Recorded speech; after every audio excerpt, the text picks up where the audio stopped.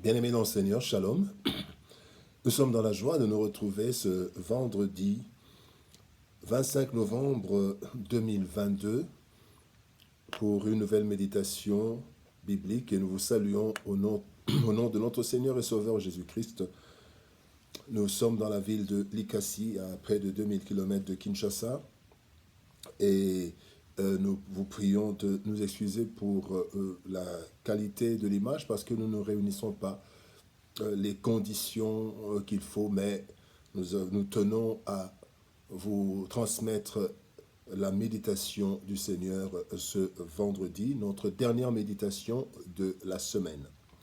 Nous allons lire un texte dans le psaume 9, verset 2, et nous allons lire dans 3 versions différentes. Dans 8 secondes, il est écrit « Je louerai l'Éternel de tout mon cœur, je raconterai toutes tes merveilles. » Bible du Sommeur, je te louerai, ô Éternel, de tout mon cœur, je veux raconter tes merveilles.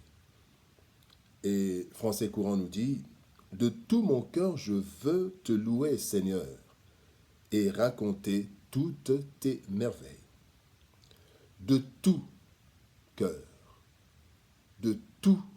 tel est le thème de notre méditation de ce vendredi 25 novembre 2022. Bien-aimés dans le Seigneur, souvent nous faisons des choses à contre-cœur, à la suite de certains intérêts ou à cause de certaines contraintes qui nous sont imposées. Cela peut marcher avec les humains, oui, mais avec Dieu, bien-aimé, cela ne marche pas. Les actes à contre-cœur, bien-aimé, envers le Seigneur, devant le Seigneur, ne nous attire rien de bon. Au contraire, cela peut nous coûter cher. Le psalmiste, dans le texte du jour, nous interpelle quant à la louange et au témoignage. Nous devons le faire de tout cœur, de tout notre cœur. Alors que pouvons-nous tirer de ce texte du jour? 3 leçons. La première leçon, un cœur non partagé. Un cœur non partagé. Dans Marc chapitre 12, verset 30, la Bible dit, « Tu aimeras le Seigneur ton Dieu », c'est Jésus-Christ qui parle, « Tu aimeras le Seigneur ton Dieu de tout ton cœur, de toute ton âme, de toute ta pensée et de toute ta force. » Dieu ne partage pas sa gloire et ne tolère pas de concurrents. Il le dit dans Exode chapitre 20, verset 5, il dit « Tu ne te prosterneras point devant elles et tu ne les serviras point, car moi l'Éternel, ton Dieu, je suis un Dieu jaloux. » Et un jaloux ne partage pas. Le Dieu, il dit, je suis un Dieu jaloux, donc il ne partage pas, il ne veut pas partager notre cœur, il ne veut pas que nous puissions lui donner un cœur partagé. Se prosterner, comme il est dit dans ce texte, se prosterner commence par le cœur, et Dieu ne veut pas que le cœur de celui qui l'adore, de celui qui le loue, soit partagé. Et bien nous dirons, mais nous avons des frères, nous avons des amis, nous avons des parents, nous avons des personnes que nous aimons. Oui, mais ceux-ci ne peuvent en aucun cas occuper ou partager la place du Seigneur, qui est au centre de tout, dans notre âme, dans nos pensées, qui occupe le centre, le trône de notre cœur. Ça, personne, nous ne pouvons pas partager. On ne peut même pas comparer, parce que Dieu lui-même est au centre. Tous les autres peuvent partir. Nous pouvons nous débarrasser de tous les autres, mais pas de Dieu, parce que lui, il est au centre de notre cœur. Un cœur partagé, bien-aimé, est tiède, et donc il sera rejeté. La Bible le dit dans Apocalypse chapitre 3, verset 16. « Ainsi, parce que tu es tiède, et que tu n'es ni froid, ni chaud, ni bouillant, je te vomirai de ma bouche. » Bien-aimés, voulons-nous être vomis? Non. N'ayons pas un cœur partagé. Ayons, bien-aimés, un cœur non partagé par rapport au Seigneur. Deuxième leçon, une louange sincère et profonde. Ésaïe chapitre 29, verset 13 dit, c'est Dieu qui parle, il dit, quand ce peuple s'approche de moi, il m'honore de la bouche et des lèvres, mais son cœur est éloigné de moi.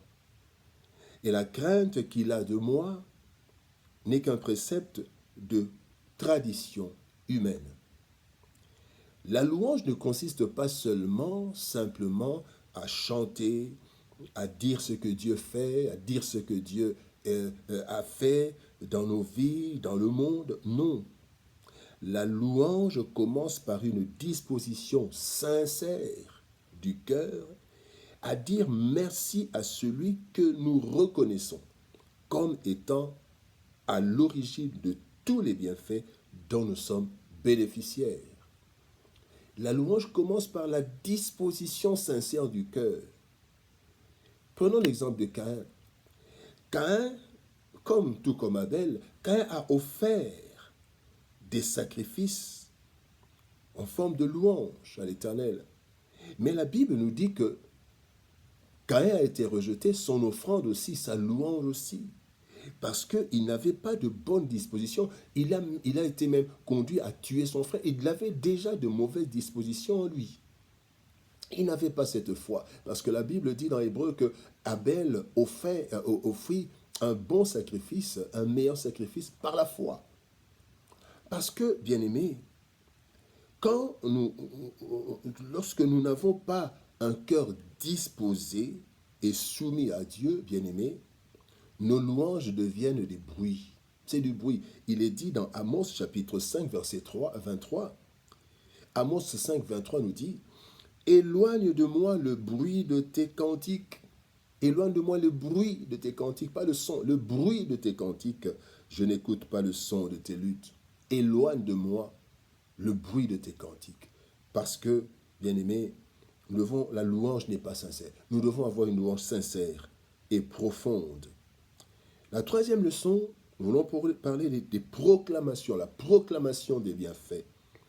Le psaume 118, verset 17 dit « Je ne mourrai pas, je vivrai, et je raconterai les œuvres de l'Éternel. » Bien-aimés dans le Seigneur, pour diverses raisons, plusieurs personnes n'osent ou ne veulent pas proclamer tous les bienfaits de Dieu. Pourtant, bien-aimés, cette proclamation a plusieurs objectifs. Pourquoi proclamer les bienfaits de Dieu? Pourquoi le déclarer? Pourquoi raconter les bienfaits? D'abord, cela marque notre reconnaissance envers Dieu.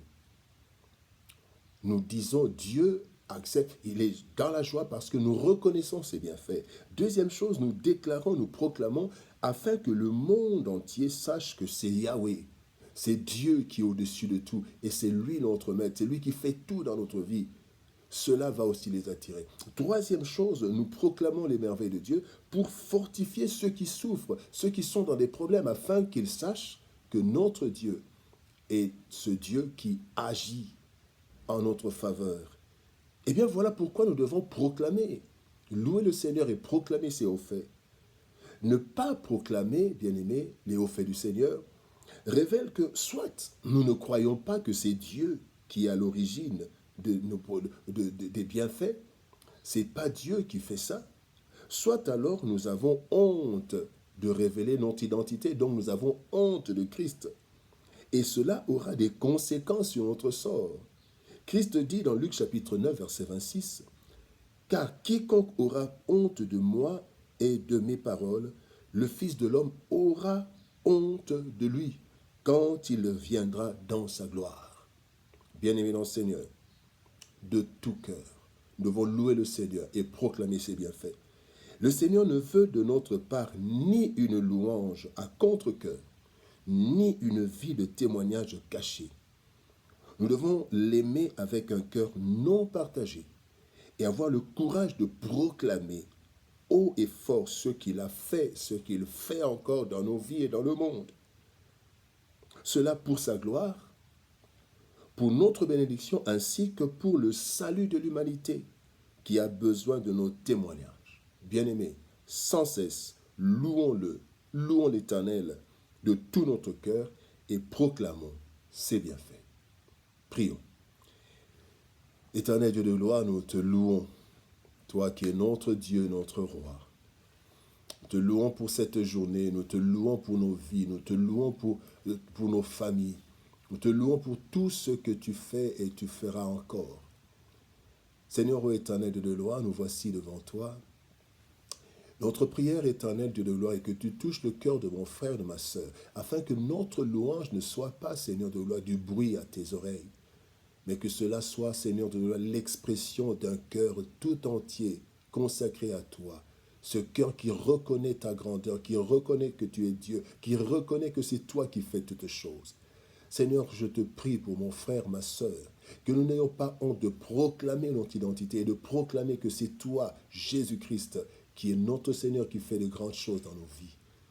Je te prie, Seigneur de gloire, pour mon frère, ma sœur, qui a des problèmes. Seigneur, interviens dans sa vie, alors qu'il écoute ce message, qu'il écoute ce programme éternel, quand il est devant toi, quand elle est devant toi, interviens, afin qu'il sache que tu es Dieu et qu'il puisse proclamer partout que, Seigneur de gloire, tu es celui qui fait des bienfaits, tu es celui qui fait des prodiges. Bénis, Seigneur de gloire, ce week-end, bénis chacun de nous et que toute la gloire te revienne, que ta paix, ta grâce soit sur nous, que le bonheur et la grâce nous accompagnent tous les jours de notre vie et que nous habitions, Seigneur de gloire, dans ta maison jusqu'à la fin de nos jours. Au nom de Jésus-Christ, nous avons ainsi prié. Amen. Que Dieu nous bénisse. Shalom. Au revoir. Bon week-end et à lundi.